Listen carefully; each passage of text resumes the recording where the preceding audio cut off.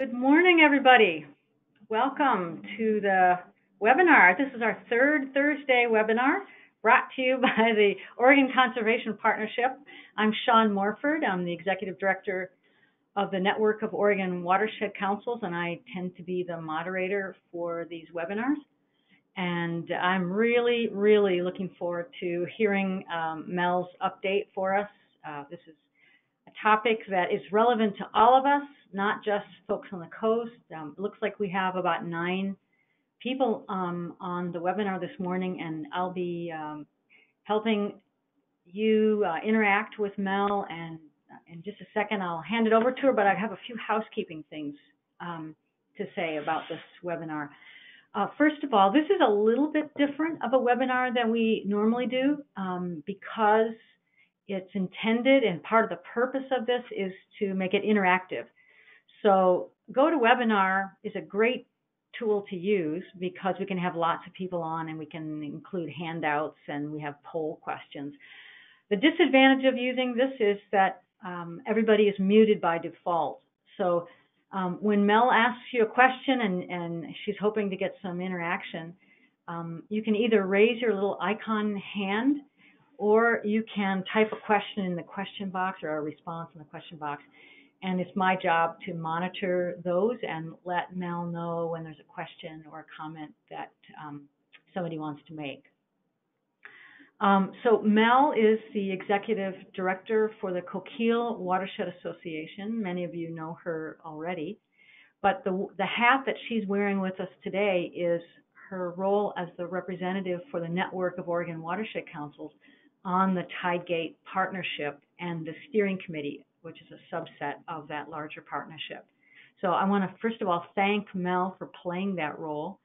It's one of those things that I certainly could not do as the executive director, and we really depend on members of the network to take on these statewide roles. So thanks, Mel, for doing that.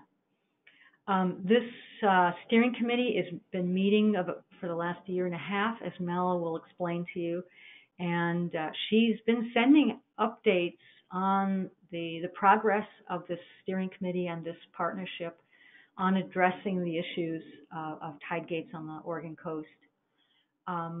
So many of you have heard from her already, but we thought it would be worthwhile to have a webinar that everybody across the state could benefit from, because this is a statewide issue. It's not just Oregon, it's California, Washington, and many other places as well have tide gates that are old, need replacing, and she's going to talk much more about the general state of affairs relating to tide gates. There's a couple of handouts that you can download now, or you can download them off of our website along with the recording from this webinar. But the handout one is the slides that Mel is going to be using, and the other is her regular, every couple months written update that she's posted. We will have a couple of poll questions, so you can be ready for those. And there will be a short survey at the end. The questions on the survey will be giving us feedback on what you got out of this and how, what kind of value you get from being part of these webinars. But also there's more of an opportunity to add comments in addition to what you can do during the webinar. So stay tuned for that survey, and please take the time to fill that out. It's really important to tell our funders the difference that these workshops and webinars make, so really appreciate that. A quick commercial before I hand it over to you, Mel. Next month's webinar, which is the third Thursday in December, for those of you who aren't on vacation yet, will be a webinar on what we're calling Seeing Our Work Through the Lens of Climate Change. So we'll be getting a few folks together who are already doing that, and we'll begin to frame the work of watershed restoration through that lens. And that's really important to be able to talk to funders using that language now. So in January, we're going to have one on green infrastructure and low impact development. Again, another lens for watershed restoration work. So All right, that's enough from me. I'm going to hand it over to you, Mel, and looking forward very much to hearing your update. Great. Thanks, Sean, for the introduction, and thanks everyone who's in attendance at the webinar. So I just wanted to start. Sean did a great job covering the bases, so I think she kind of touched on what we're hoping to get out of the webinar today. I just wanted to do another plug. Please participate, because I'm definitely here to provide information, provide input, but equally I'm here to get the input and feedback from other watershed councils on the coast. And there'll be plenty of opportunities for dialogue throughout the webinar, including the poll, the raise your hand feature that Sean had mentioned throughout the webinar, and then we'll also be taking some pauses for discussion and questions throughout the webinar, and there'll also be a survey at the end.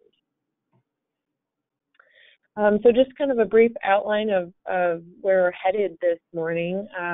Wanted to start with a quick poll to kind of gauge where the group is at, and then I'll dive into some information about the Tidegate partnership more broadly, and then spend the bulk of the time providing updates and information on what's coming up with each of the committees. And then was also hoping to have some time at the end just for all the attendees to share updates and have time for additional questions and discussion. So Sean, if you wanted to pull up the poll, that'd be great. Okay, it's been launched.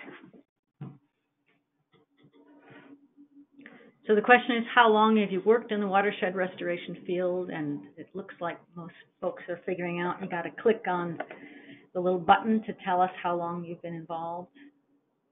And we'll wait just a second and give folks time to respond. Great. Okay, everybody has now responded, so I'm going to close the poll and share the results. Everybody can see this. I don't know if you can, Mel, but it looks like 40% have been involved between 2 and 5 years, and 40% more than 10 years, and sort of a mix in between. Great. Okay. Excellent.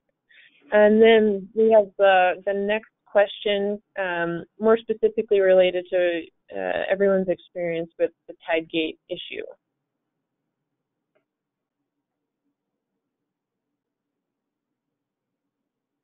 Okay, looks like people are voting here. Great. All right. 40%, 10% have had no exposure. 40% have heard about them but never directly involved, and half have been directly involved with them. Great. Thank you. That poll is helpful for me just to get a handle on where everyone is at and how much detail to go into as we move forward. I definitely encourage everyone, if you're maybe in the 10 to 40% of folks who haven't had as much direct experience, connect with me or connect with another watershed council that has implemented them for more information as we move forward. So I wanted to start kind of going back in history a little bit for folks who may be newer to the field or haven't been directly involved with the Tidegate partnership to date. So I wanted to start about a year ago when we had 4 stakeholder outreach listening sessions. They were, excuse me, sorry. Okay. And so the listening sessions were held in December of 2017. There were 4 sessions, one in Coquille, Newport, Tillamook, and Clatskin. I think that's how you pronounce that last one. The summary from the meetings is online, and I put a link here if you wanted to read that. And really the aim of these meetings was to listen and understand the concerns, the questions, and feedback of landowners and community members around the Tidegate issue and replacement. And so the themes that came out of these listening sessions was one, that we need to improve working relationships with outreach as it pertains to the landowners themselves. There's the need to recognize the importance of agriculture, water quality, and habitats. Agencies need to be more collaborative when working with landowners. Another finding was that there needs to be technical support for landowners to get permits and funding. And that's really where I think organizations like watershed councils and SCDCs really align with that need that was heard at the listening session. They also had a number of findings around a Tidegate inventory. So there was currently no statewide Tidegate inventory. So the scale of the issue is unknown, and as well there are a lot of issues around ownership of Tidegate. It can get a little confusing. For example, the county may own the culvert under a road, but then the Tidegate itself may be the responsibility of a landowner. And so there's a lot of questions around ownership that the inventory was hoping to answer. Another need from this listening session was identified to be funding. Landowners need to have an opportunity for cost share. There is NRCS was identified as a player that we're hoping to have come to the table to assist landowners. There should be a collaborative funding process between agencies to dole out the limited funding that we do have to the highest priority Tidegate. We should review what other states are doing, develop funding strategies for projects. The next theme that was heard from the listening sessions was around engineering options. So we need more engineering options, more Tidegate designs that are fish-friendly and also cheaper. Then also what was heard from the listening sessions that we should consider sea level rise as we're designing these projects and designing replacements so that Tidegate can combat the effects of sea level rise in the coming decades. And then there was also a need to have an agency-approved list of contractors and engineers that design fish-friendly Tidegate. And then the other theme was around regulations and permitting. So one of the findings is that an ombudsman type person would be very helpful to help landowners through the regulatory process. Also, that we should aim to have an increase in agency alignment with the permitting process. So instead of having 4 very different permitting processes and permit applications, the agencies should align so that way it's a more streamlined process. And lastly, with the on-the-ground projects, there was findings around needing to ensure that landowners who do a Tidegate replacement have safe harbor and regulatory assurances from agencies. There was a lot of discussion around the infrastructure behind the Tidegates as well when you're implementing on-the-ground projects, making sure that landowners can effectively manage and maintain their drainage networks. And then lastly, developing a guidance sheet for landowners on how to actually get from a failing Tidegate to the new functioning Tidegate. And so from these listening sessions, the Tidegate partnership really kind of formed and solidified. They got to work addressing these major themes. And so what you're seeing on your screen here is the discussion map and kind of process map for the Tidegate partnership.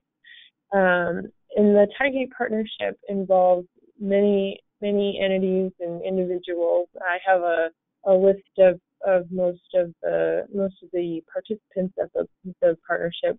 They include agencies such as ODFW, NOAA, ODOT, many organizations, including the Association of Oregon Counties, Farm Bureau, the Cattlemen's Association, watershed councils, SWPDs, and land trusts.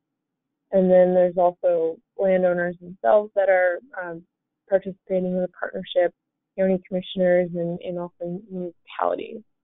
And so the partnership is really trying to encompass all stakeholders. So if you know of anyone who you think would be interested in attending meetings, please pass on the information.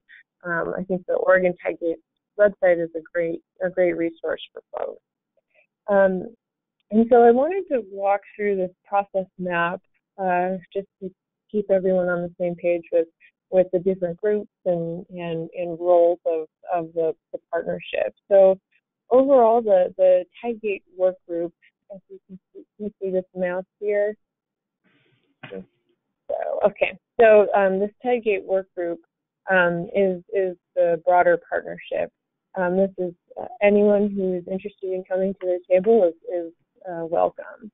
From that, there is a smaller steering committee, steering team, which is a subset of the work group that meets approximately monthly to check in on the work of the committees and report back to their constituents or who they're representing. So I'm the Network of Oregon Watershed Council representative on the steering committee, and so this webinar is one of the platforms that I'm using to share out to the other councils and report back of what the work's been with the Tidegate partnership. Then there's a number of committees that have been formed under the Tidegate partnership, and these committees are really working to address those major themes that were identified from the 2017 landowner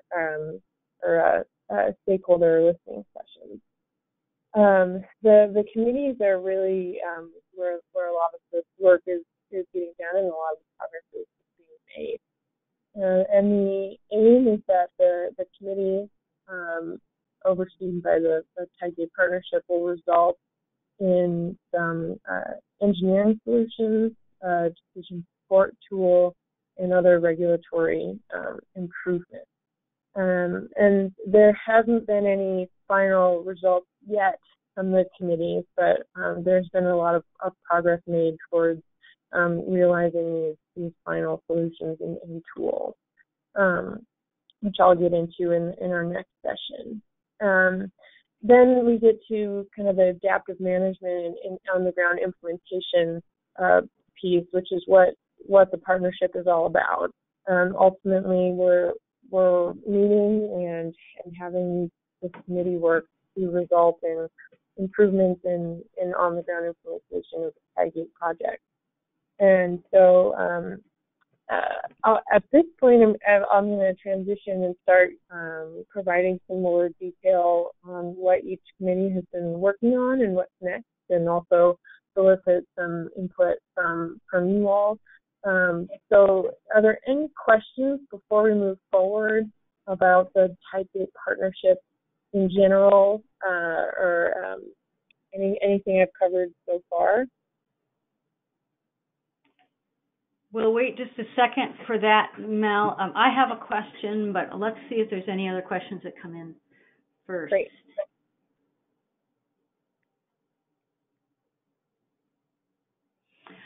Okay, I don't see any questions, but I have one question. For folks who are not from the coast, can you sort of paint a picture for us, Mel, about, what's the basic problem? Why all of a sudden is there this big to-do around Tidegates? What's the basic problem, and maybe just a little bit, what's the purpose of a Tidegate in the first place?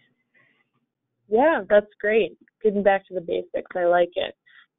So the purpose of a Tidegate is to prevent tidal flooding from happening on land. It could be land that is in agricultural use, pastures or otherwise. There are also Tidegates used in urban areas to protect urban infrastructure and development. And so many of Oregon's coastal rivers are tidally influenced to, a lot further than what you would think. For example, in the Coquille, we have 41 miles of river that are tidally influenced. About the saltwater goes to about the first 13 miles of the river, and then after that, it's just a freshwater wedge that gets pushed up. And so the impact of the tide is significant along the coast and pretty far inland. And so the tide gates allow for the production to occur in fertile valleys, and also protect cities like Coos Bay and Warrenton up north and things like that. And the crux of the issue is really that the tide gates have been failing. The culverts themselves are degrading, and in the past they had just been updated, maintained, or replaced by landowners. However, with new fish passage regulations, they need to be replaced at a much higher standard. The culverts need to be larger, and the tide gates need to allow for fish passage. And so these upgrades are significantly more expensive than what landowners are used to, and they are also time-consuming to go through the permitting process. So that's the problem. And so now the Tidegate partnership has come together to address those issues and to make efficiencies in the permitting process, and also to identify solutions for landowners, ranchers, and farmers, and also for municipalities, so that way when their Tidegate is failing, they have a path forward, and they have a way to maintain their activities, whether it's production or protecting an urban area, that they have that ability to do so still without having the Tidegate fail before they can replace it. I know here, from my experience in the Coquille, there's definitely been instances where a Tidegate maybe has been has failed, and folks haven't been able to replace it, and so then there's a loss in productivity in their land, and so that's really the problem. And I'll add on to Sean just to elaborate a little bit of. I appreciate that you mentioned that it is a statewide issue, although everyone doesn't live on the coast. It's everyone has benefits from being on the coast here. There's producers that are here, thinking about beef production and dairies primarily that rely on Tidegate. There's road infrastructure. There's a large tourism and fishing industry, so the need to have fish-friendly Tidegates is critical, and that has far-reaching impacts even if you're not directly on the coast. Great, thank you. Appreciate that. And one of the problems also is that we just haven't known how many Tidegates there are or where they are, right? Right. Exactly. Yeah, and I'll dig into that when we get to the inventory section. Actually, that's a perfect segue here. So the first mini update I was going to provide was on the Tidegate inventory.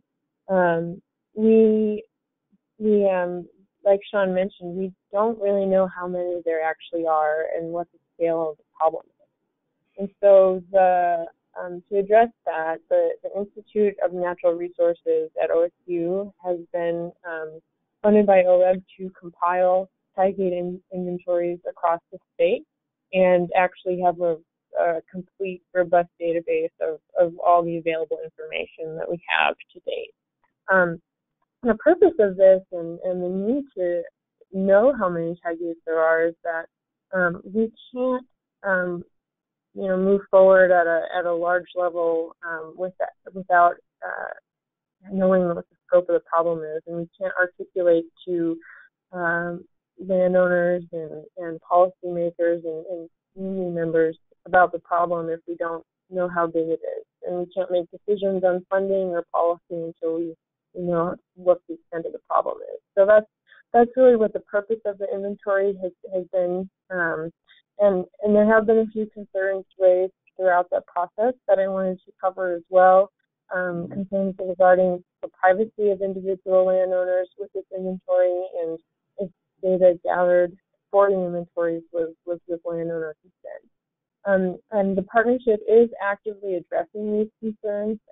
They're ensuring that privately owned Tidegates will have their information kept private, and publicly owned Tidegates will have the information available.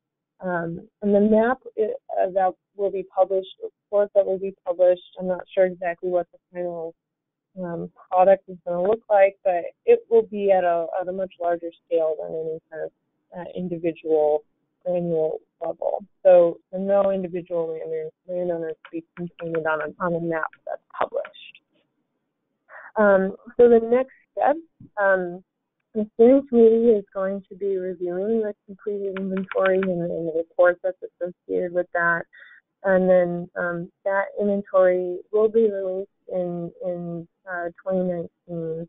And the high-level stats will be reported to policymakers. Again, not to zoom in on any one specific area or landowner. So the stats like the number of Tidegates on the coast, or the number of Tidegates protecting ag land, and things like that. And then gaps can, that way with this inventory, the gaps can be addressed and inventories can be pursued by local groups if desired. And so that's pretty much the update for the inventory. So I wanted to just provide a pause for discussion, and I threw out some questions. We don't have to address those questions, but I figured those could be a way to facilitate discussion. So if you have any input or responses, please share them now. I'll pause for about 30 seconds here just to allow for some time to respond. So you can either raise your hand and I'll unmute you, or you can type it into the question box, or raise your hand, I'll unmute you, and you can still type it in the question box if you want.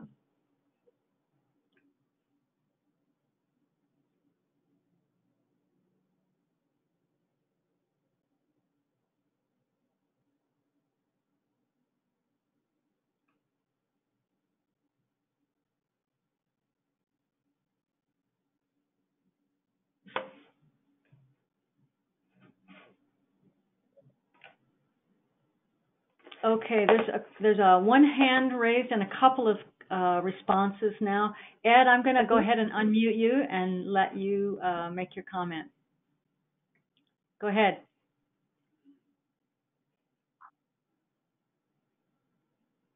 Okay, I'm not hearing you yet, so let me just read the questions to you. One question or one comment was Umpqua SWCD provided their inventory to OSU. And then there was a question, how do we identify if our watershed has been included in an inventory for those of us who are new watershed council coordinators? Yeah, that's a great question. I can jump in on that one, and hopefully we can work out Ed's audio in the meantime. With trying to identify if your watershed does have an inventory or not, what I would recommend is contacting your local ODFW fish biologist. Part of ODFW's mandate, if you will, is to have a database of fish passage barriers, and Tidegate are included on that. That was not likely to be a comprehensive inventory of Tidegates, but it would probably give you a good start to know if you have Tidegates in your watershed or not. and the ODFW biologist would be a good pulse. Also, if you have an FWCD contact, I would reach out to them. They work extensively with agricultural landowners and would likely have information.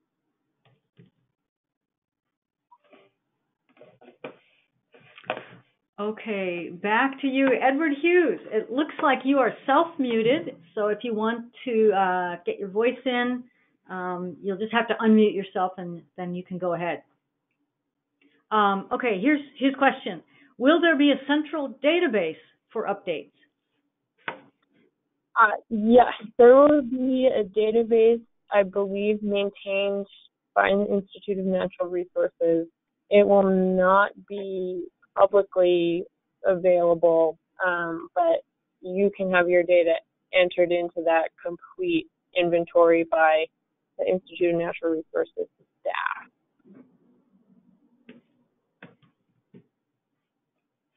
Okay.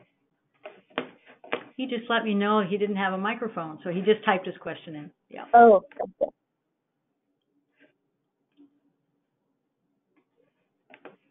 Okay, I think that's it for now, Mel. Okay, great. So, sorry, one more. Sorry. Yeah.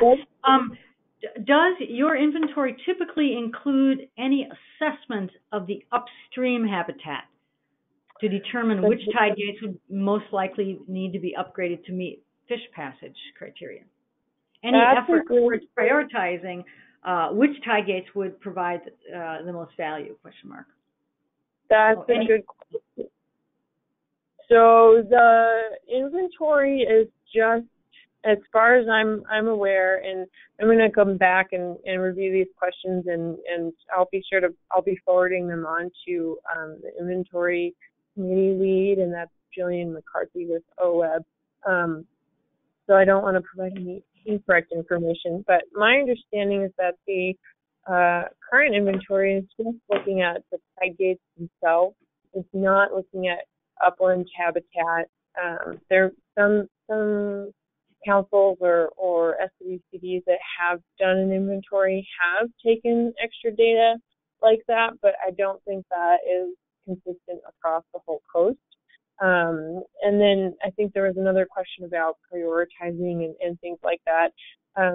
The inventory is kind of its own step. There is a hope to move into the direction of having a decision support tool, a prioritization type model, but that is kind of a next step that the partnership really hasn't dug into yet, but I expect that once this inventory is completed, that will likely be discussed at some point in 2019.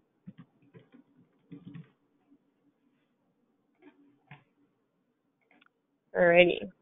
Great. So moving on, updates from the regulatory committee and team. A while back now, definitely close to half a year, about 6 months ago, I think NOAA released their new programmatic, which is the acronym is TARP, Tidal Area Restoration Program.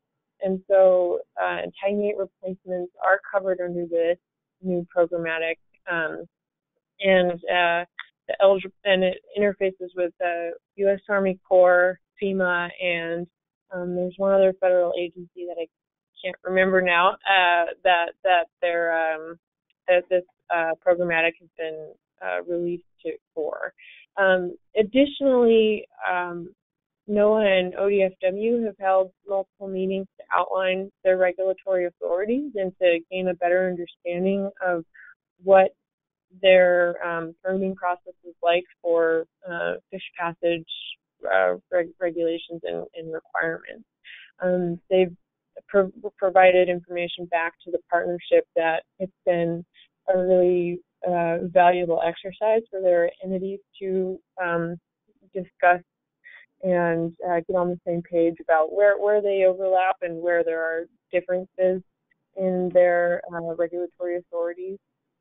And additionally, there have been meetings held with NOAA, ODFW, Army Corps of Engineers, and DSL to discuss some pretty significant initiatives that will result in a more streamlined and efficient process.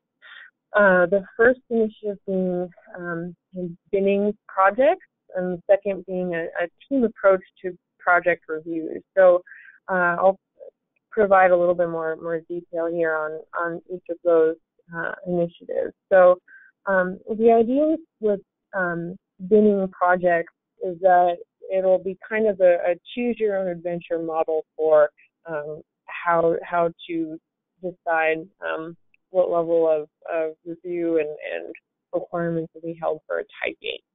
And this is because the scope of a Tidegate replacement can vary significantly. You can have, for example, a very small Tidegate draining a very small pasture with no significant fish stream running through it. You could have a very large pasture with a significant watershed behind the Tidegate that has fish habitat and fish presence in it. And you can also have something like an urban area where there's a Tidegate that's protecting urban infrastructure. And so, because there's such a variation of the scope of Tidegates, the binning process is a way to categorize replacements into different bins, so that would each require kind of a different level of regulatory review and requirements associated. And this approach will help to streamline the process, so that way regulators aren't spending a lot of time on a number of smaller, more insignificant Tidegates, as opposed to some that may require more review. There is nothing formalized with this process yet, but they are having these discussions and they're making progress. There's no timeline, as far as I'm aware, of when this approach will actually be rolling out. But it's moving in that direction, which is very positive to hear. The second initiative is really moving forward with the team approach to project reviews and the permitting process. So that way there's kind of one master checklist that every agency representative has. So that way when there's a site visit, all the different regulatory agencies can come out at once and get all the information they need, rather than having to have multiple site visits or submitting a permit application only to find that you're missing one piece of it, things like that. So they're really aiming to move forward with a team approach, so that way the process can be kind of streamlined and everyone's on the same page throughout the permitting process. The idea is that this could be coordinated by an ombudsman type position. So next step, the regulatory agencies will be continuing to meet to implement these approaches. They are looking at identifying and permitting projects with this new approach, both with the bidding process and with the team approach. And their next steps will be to coordinate regulatory teams and identify who's on that team to ensure that there's a streamlined process and timely review of projects. That's the basic update and next steps there. I'll do another pause like we had before, and I'll give it 30 seconds or so for folks to chime in with questions or input or feedback.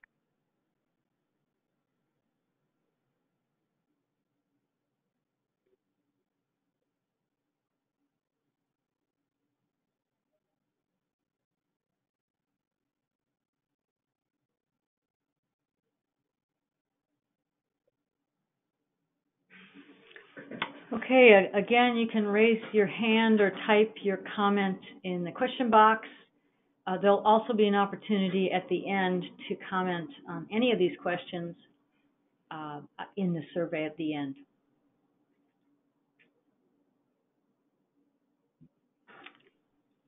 Okay, it looks like Ed,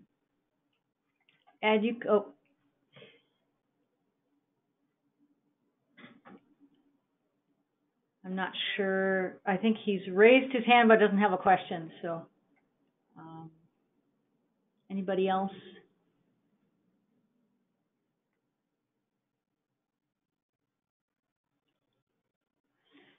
Okay, here's one comment, Mel. Although still in the early stages of engineering, we hope that the North Bank Working Landscapes project would be permitted through the new process. Mm-hmm. That's Kaylee Sowers. Great. Thanks, Kaylee. Yeah, I think that would be a good candidate for that.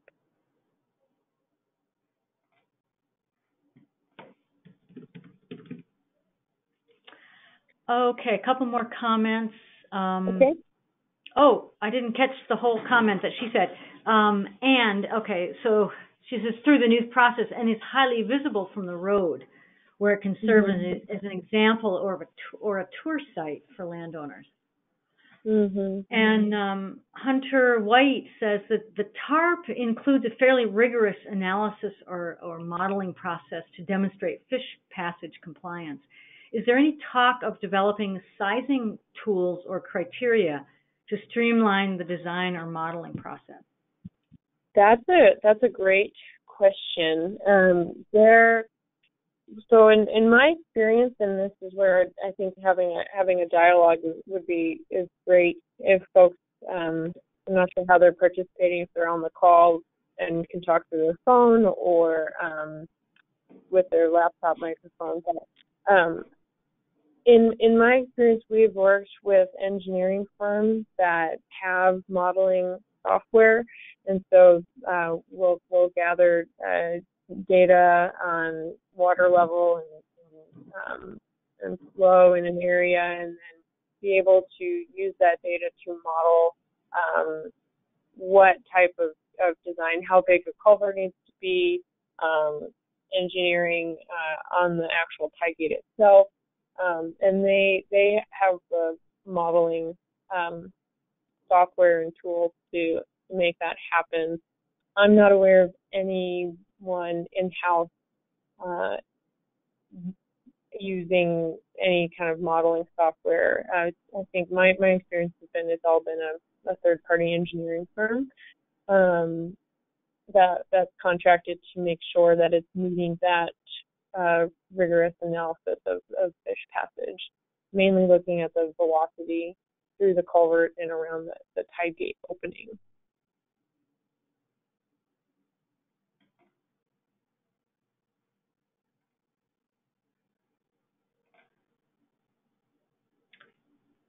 Okay, I think that's it then, Mel.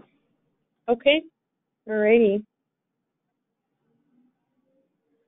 So then moving on to the next committee, looking at the funding committee now, the purpose of the funding committee has been to identify what the major needs for funding are, Tidegate replacements are implemented, and addressing the concerns that were raised during the 2017 stakeholder meeting on funding strategies and diversifying funding sources.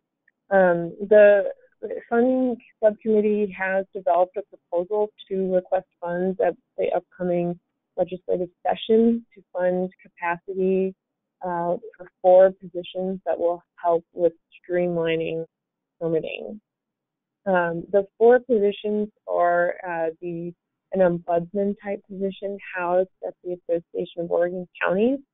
This person would assist with providing technical assistance to landowners, watershed councils, and SWCDs, and would also serve as a point person for coordinating the regulatory team to go out and do site visits and permit Tidegate projects.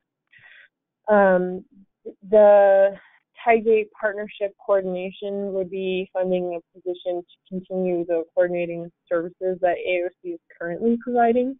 So that's meeting agendas, sending out minutes and updating the website, things like that, hosting the meeting. There's 2 positions that would be at ODFW to assist with the permitting process. The first would be a fish biologist that would be dedicated to working on Tidegate projects. The second would be an engineer to help with the fish passage criteria side of things, and that this ODFW position would detail at NIMS to add some extra capacity at the federal level. And additionally, this is outside of the funding committee, but it is an important update to share. NRCS is working on a conservation implementation strategy that would be valid post-wide for Tidegate replacement, and that will bring in cost-sharing assistance for ranchers and farmers. Yep. Yeah, question related to the positions. Will the ODF&W positions be based at the coast? That's a great question. I do not know. I don't think that has been decided or kind of discussed. So but we have I should have mentioned this earlier, we have a full Tidegate partnership meeting actually this coming Monday on November 9th at noon to 2. And so I'll be bringing questions and updates that I don't have enough information on to answer today to that meeting as well. So that's on the 19th. Not sure about that. Yeah, that's on the 19th. So I'll get another update kind of typed up summarizing some of these questions and things like that. So that's a great question, though. I would hope that they would be on the coast. Okay. But, one more question came in the meantime. What's the expertise of the Associated Oregon Counties? That's a great question. So my understanding is that the Association of Oregon Counties provides a number of services and support for these kinds of wide-reaching issues. But in regards to their expertise specific to Tidegate, I think that they're relatively new. This ombudsman position would likely, depending on who's filling it, it would require a significant amount of training, I would imagine. But I think that is a great question to bring up during the funding committee discussion at the Tidegate partnership meeting on Monday, in terms of what their expertise is. So I will definitely relay that and then provide information back. Just a heads up on time, Mel. We got 10 minutes. Yeah, will do. All right. So I'll breeze through this then. So then, again, the funding proposal will be discussed at the 11/19 meeting, and then depending on how that discussion goes, will be a request with the Coastal Caucus during the next session. I think also in the long term, it will be important for us to brief the federal delegation as well and raise their awareness on this issue. So for the sake of time, I'm just going to breeze through a few more updates, and then we can leave the rest of the time for questions and dialogue. So the other kind of area that the Tidegate Partnership has been working on is continuous improvement. And so the purpose of this is to pilot the new permitting process and monitor the effectiveness of the new strategies that are being implemented for permitting. This group, we've developed a list of questions to provide the permit applicants to identify areas of improvement, and currently feedback is being solicited on these questions, and they're in the revision process. The next steps, assuming that everyone's on board to continue to monitor and evaluate improvements for the permitting process, will be to tap into the OSU survey research group to finalize and refine questions, get agency feedback on the questions, and identify a way to facilitate this program. I think there's still some loose ends in terms of who would be monitoring and administering these questions, and in what way will regulatory agencies take the feedback and actually incorporate it into the permitting process. One thing that was mentioned to kind of address that was setting up a continuous improvement doctrine for agencies to sign. I'm going to just move forward. I have one more update, and then we'll have more time for questions at the end. Engineering. So sorry, I thought there was an interruption there. So with the engineering committee, there hasn't been a lot of activity. Interviews have been conducted with 14 engineering firms and contractors and agency staff to learn about Tidegate designs that are fish-friendly. Interviews were conducted in Washington, Oregon, and California, and the results of those interviews is that there are multiple firms that are able to work in Oregon. It's not just one contractor or engineer. And as the regulatory efficiencies are made and clarity is brought about the bidding process and the team approach, and some additional capacity may be added at the state and federal level, I think the plan is to really dig into this and identify approved designs and engineers and gaps potentially as well that need to be studied. And that's the next step there. And then one last update before we'll wrap up and end with some time for questions is that the partnership is proposing to have another round of outreach meetings.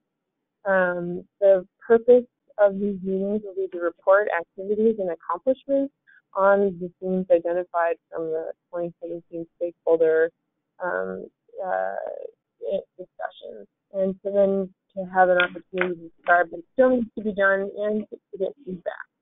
The content of this meeting would include overviewing the activities to date, and then they're proposing to self-identify into 3 groups: agencies, Tidegate owners, and conservation/technical support organizations. And then those 3 groups would go to 3 stations and be briefed on the activities to date, and feedback would be solicited. And then at the end, the meeting would involve a facilitator reporting out on what the findings have been, and then the meeting would adjourn.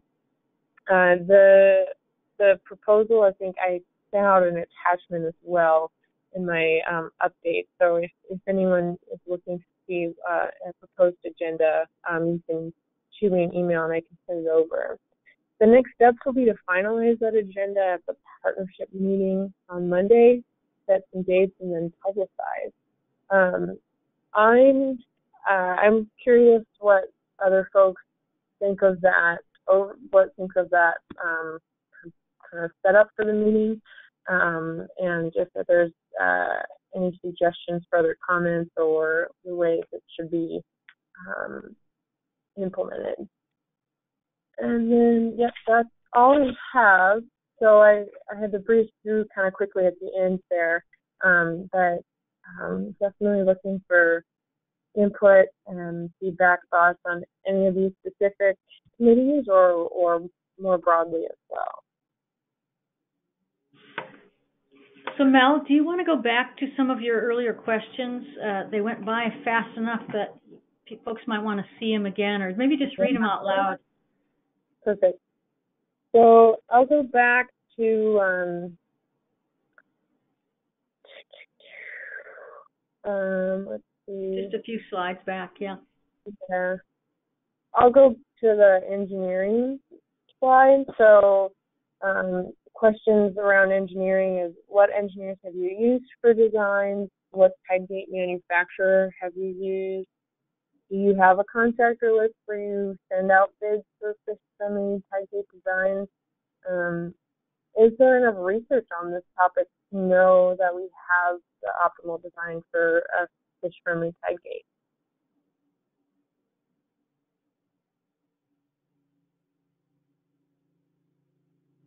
And then maybe read the other questions right after this, and we'll just kind of make it as a general set of questions. Perfect.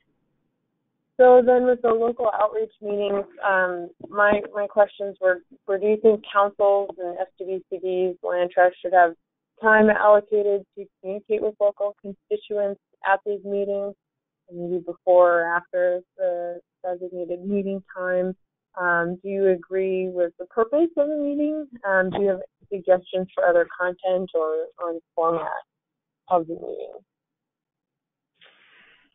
Okay, there is a comment. It seems like the planned format for the next outreach meeting makes the opposite mistake of the last one.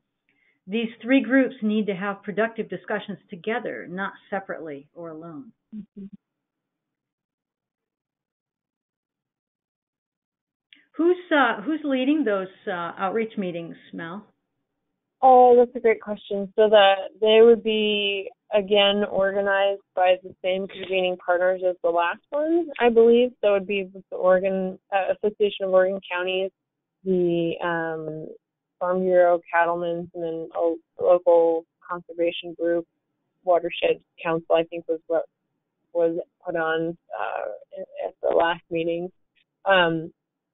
They would be there'd be a series of facilitators, and at the moment, I think they had delegated Maida Lockgarden to be one, and then someone from NOAA, and then Jillian McCarthy with OWEB for the inventory station. And I think the regulatory would be led by Irma Largomoshino with NOAA.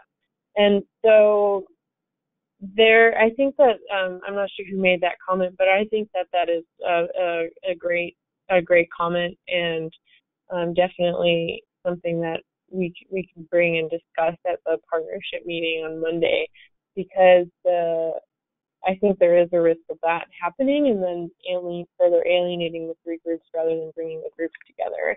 I know that the intent of it was that by delineating those three groups, folks within those groups would be more likely to share candidly about what their feedback and concern and inputs are on each of the three stations, as opposed to if the groups were mixed, there maybe would be information or concerns that aren't shared because they don't feel comfortable to share with folks that maybe don't have the same background or representation as they do. So it's kind of trying to find the balance between both of those inputs. But I think I'll definitely bring that up at the meeting on Monday.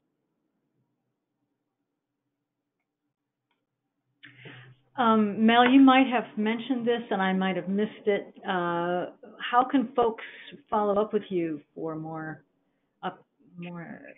input? Yeah, definitely. So you can shoot me an email. My email is director@coquillewatershed.org, and I had it on the first slide of the webinar this morning, and then I think Sean will be providing me with the contacts of everyone who's been at the webinar today, so I can send out an email or some follow-up to you all as well if you'd like to get connected. And then our contact information is also online as well. If you Google Coquille Watershed, you should be able to find our phone number and give me a call as well. I don't have that up on our slide. And then if you wanted to be on the listserv for the Tidegate partnership, or to get those updates, you can email Sarah Gamini at she's with the Association of Oregon Counties, and her email is on the screen there. Okay. One last question, and I think I know the answer, whether the Farm Bureau is involved because they're a Tidegate owner or a technical support group. And I think it's technical support group, right? Yeah, I think so, and I think they're also representing their members of the Farm Bureau, so they're representing the landowners as well. And so I think at the same time, though, they are, they have policy goals and things like that. So I think they kind of have a foot maybe in both spheres there. Great. Well, it's 11 o'clock, Mel, and I know we could probably do this quite a bit longer. There's a lot to talk about. It's more complicated than any of us really understood at the very beginning. We didn't know what we're getting into, but you're clearly the right person to be representing the network. You're really at ground zero with this. I want to thank you again for taking the time. So I'm just going to urge everybody to take a second to fill out your survey that will pop up on your screen at the end here. And any additional comments that you want Mel to take back to the steering committee on Monday or after, by all means, your input is super valuable. So, and with that, I think we'll let folks go back to their day. And one more. Just somebody says thank you. I feel better for where we are in developing a process now. So, or I've got a better feel for where we are. Yeah. And thank you. Another thank you. So, all right, I'm going to end the webinar. Thanks, everybody. We'll see you in December.